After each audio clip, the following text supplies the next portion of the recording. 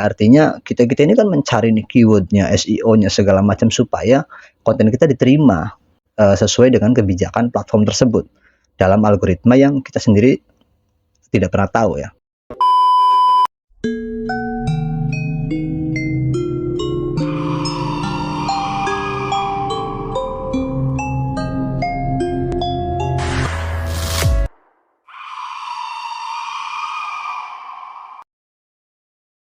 Halo guys, jumpa kembali bareng gue Mars di Sempat Cerita.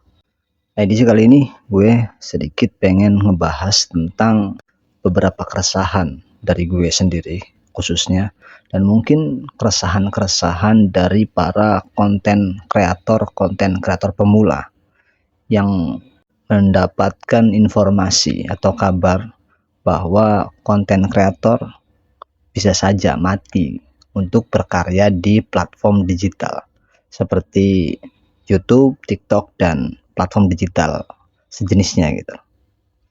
Awalnya gue juga masih mencari-cari kenapa sih informasi ini bertebaran gitu loh, diberitakan. Nah, akhirnya gue mencari informasi, mencoba menggali apa penyebab ini bisa terjadi.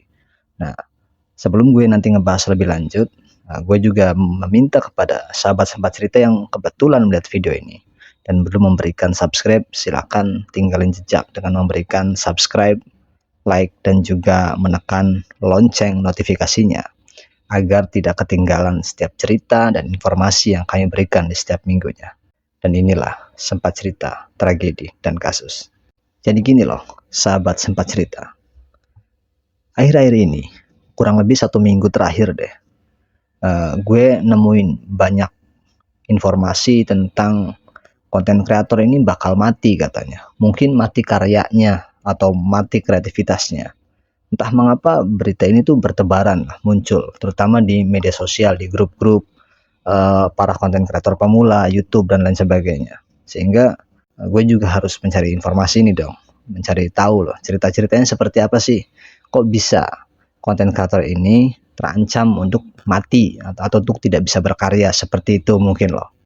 Akhirnya gue dengan keterbatasan ilmu gue mencoba mencari kenapa seperti itu. Nah, mungkin salah satunya dilandasi dengan perpres yang mungkin bisa jadi akan diterbitkan atau diberlakukan di negara kita ini.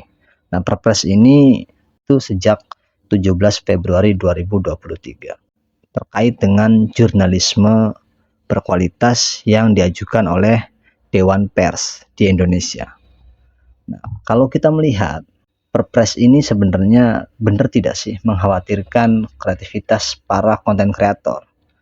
Nah, makanya gue punya rasa penasaran yang cukup tinggi gitu loh, karena mengingat gue ini kan sebagai orang yang baru lah, sebutlah seperti itu, ingin berkarya. Sempat Cerita ini kan ingin berkarya di platform digital gitu, mencoba untuk belajar lebih jauh tentang memahami nilai-nilai karya di dalamnya dan ingin ikut serta menyampaikan karya kita.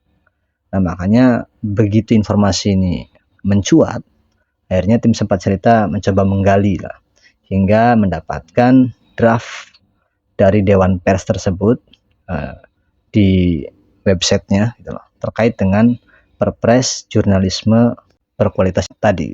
Nah, kalau kita lihat dari isi perpresnya, pengajuan draftnya, 13 pasal yang ada di sana, maka muncul pertanyaan, benar tidak sih gitu loh, bahwa konten kreator terancam tidak bisa berkreasi. Nah, kalau gue mencoba membaca gitu loh, pelan-pelan isinya, apakah memang nantinya akan merugikan para konten kreator, terutama kayak Sempat Cerita ini loh ya, yang baru muncul di platform digital, belum mendapatkan keuntungan finansial, dan baru murni berkarya. Kemudian akhirnya memiliki rasa khawatir untuk tidak bisa melanjutkan karyanya. Nah, kalau dari poin yang dipertimbangkan oleh Dewan Pers tadi, gue lihat di poin C dan poin D, sebenarnya gue setuju-setuju aja gitu loh. Apalagi di poin D mengatakan bahwa perusahaan platform digital bertanggung jawab untuk mencegah penyebarluasan berita dan informasi yang mengandung kebohongan dan fitnah. menyesatkan, mengadu domba, dan tidak bermanfaat, serta tidak menghargai hak cipta pemilik berita. Nah, di sini jujur nih, gue sebagai orang baru yang pengen berkarya di dunia digital untuk ikut menjadi kreator, sangat mengapresiasi nilai-nilai ini karena tujuannya sangat baik. Dewan Pers ini bertujuan jangan sampai isi-isi berita, informasi, atau konten ini ujung-ujungnya menebarkan hoax, menebarkan kebencian, berisikan fitnah, apalagi ingin menjelang pesta demokrasi seperti itulah pemilu di negara kita ini. Jadi sejauh gue ngebaca sih oke-oke aja gitu loh. Nah, kemudian akhirnya gue baca lebih jauh di poin E-nya gitu loh. Bahwa perusahaan platform digital bertanggung jawab untuk mendukung jurnalisme berkualitas melalui penegakan kedaulatan informasi dan keterbukaan algoritma. Nah, di poin kata keterbukaan algoritma, gue jadi turut serta nambah penasaran gitu loh. Kenapa Dewan Pers harus memuat itu gitu loh. Makanya supaya gue nggak jadi sok tahu, karena gue nggak mau berpendapat sih sebenarnya, hanya ingin menyampaikan saja. Tujuannya untuk kita di tim Sempat Cerita supaya keresahan itu ya udah deh kita murni berkarya. Pemerintah juga maksudnya masih mensupport gitu loh kita untuk berkarya dengan tidak bertujuan menebarkan hoax, kebencian, fitnah, dan adu domba yang disebutkan tadi gitu. Akhirnya di pasal 7 poin D gitu loh, yang menyampaikan memberitahukan perubahan algoritma atau sistem internal yang mempengaruhi distribusi konten, referral traffic, dan sistem paywalls pada kurun waktu 28 hari sebelum dilakukan perubahan algoritma. Nah, poin ini tuh jadi resah buat gue sendiri sebagai orang baru ya, yang pengen berkarya di platform digital. Loh, kenapa algoritma yang platform ini menjaganya dengan sangat rahasia gitu loh, akhirnya harus diketahui oleh perusahaan-perusahaan media besar, yang artinya kita ini kan mencari nih keywordnya, SEO-nya segala macam supaya konten kita diterima sesuai dengan kebijakan platform tersebut dalam algoritma yang kita sendiri tidak pernah tahu ya susahnya seperti apa gitu loh menemukan algoritma. Dan tiba-tiba di poin D ini kayaknya gue ngerasa oh pantas loh kalau konten kreator tuh akhirnya agak resah gitu loh. Jadi kayaknya udah deh, kita pusing-pusing juga akan kalah karena ada pihak yang telah lebih dahulu mencuri start gitu, seperti itu loh. Gue sih masih berpikir positif bahwa ya ini adalah sebuah kebijakan yang baik gitu loh. Sampai di poin yang lain gue juga akhirnya melihat masih di pasal 7 di poin B-nya itu ada kata-kata menghilangkan berita yang tidak sesuai dengan kode etik jurnalistik berdasarkan rekomendasi Dewan Pers. Jadi di sini Dewan Pers ini bisa menghilangkan berita yang menurut Dewan Pers tidak sesuai dengan kode etik jurnalistik. Nah, sedangkan gue yakin sih sebenarnya banyak konten kreator yang ketika mereka menyampaikan kontennya itu pertama mungkin tidak punya tujuan untuk menyebarkan berita yang palsu, berita kebohongan, apalagi konten-konten yang isinya bermuatan tentang informasi-informasi ringan gitu loh, kayak semacam konten mainan, konten review gadget dan sebagainya. Tapi dengan kebijakan ini mungkin juga sih terancam gitu loh. Nah, menurut teman-teman gimana nih? Apakah pasal 7 ini adalah bagian dari sebuah keresahan atau ya termasuk yang bagus-bagus saja sih disampaikan oleh Dewan Pers, diajukan sebagai sebuah perpres untuk kita ini berkarya ke depannya di platform digital seperti itu. Nah, mungkin salah satu keresahan lain gue juga menemukan di pasal 9 yang mengatakan pelaksana memiliki kewenangan untuk membatalkan hak permohonan bagi hasil perusahaan pers apabila ditemukan bukti bahwa perusahaan pers tersebut tidak lagi terdata sebagai perusahaan pers pada Dewan Pers sebagaimana dimaksud dalam pasal 8 ayat 1. Nanti silakan teman-teman baca ya.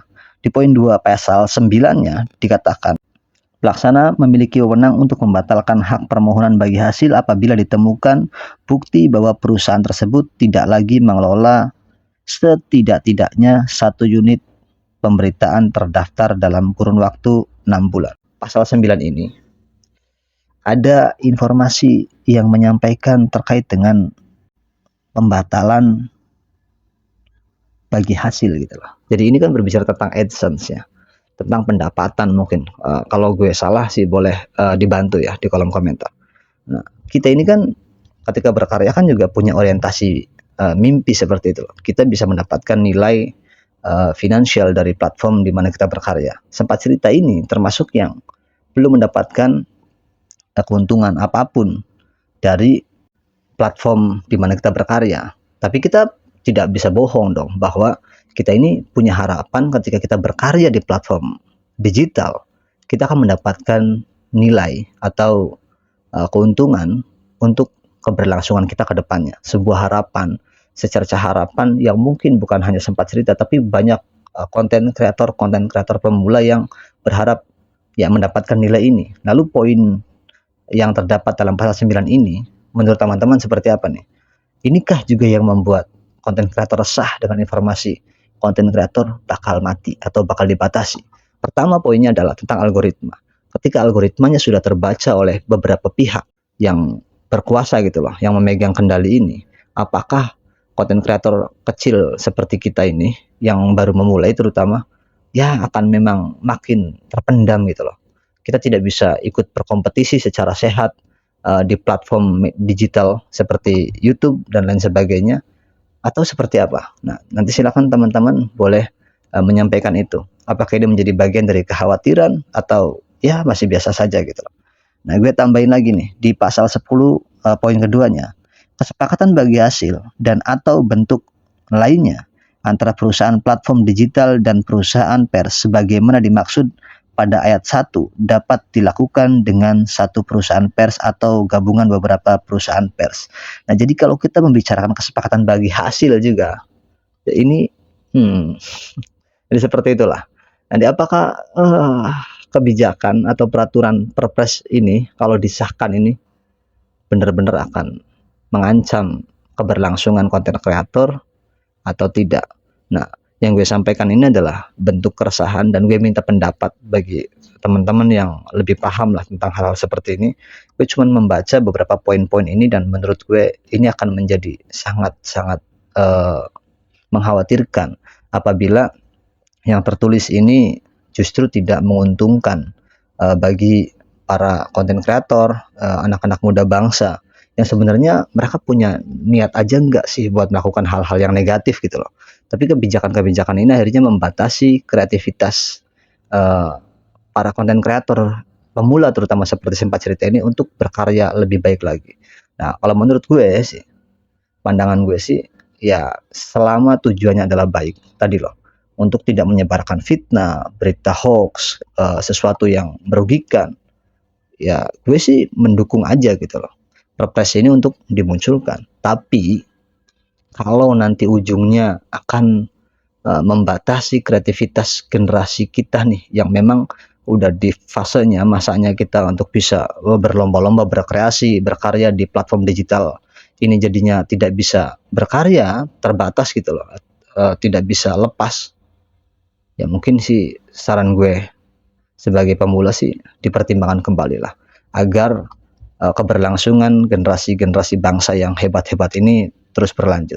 Apalagi untuk konten kreator yang mulai terinspirasi untuk berkarya di platform digital seperti YouTube seperti ini. Nah, jadi endingnya kalau menurut gue sih sebuah tujuan yang baik ya dikerjakan secara baik saja gitu. Contoh sederhananya, kalau satu rumah itu ada 10 orang, kemudian satu terkena sakit. Masa iya sih 10 orang itu harus disuntik dan dirawat di rumah sakit? Kan enggak. Nah, satu orang yang sakit itu yang harus diberesi gitu loh, supaya sehat.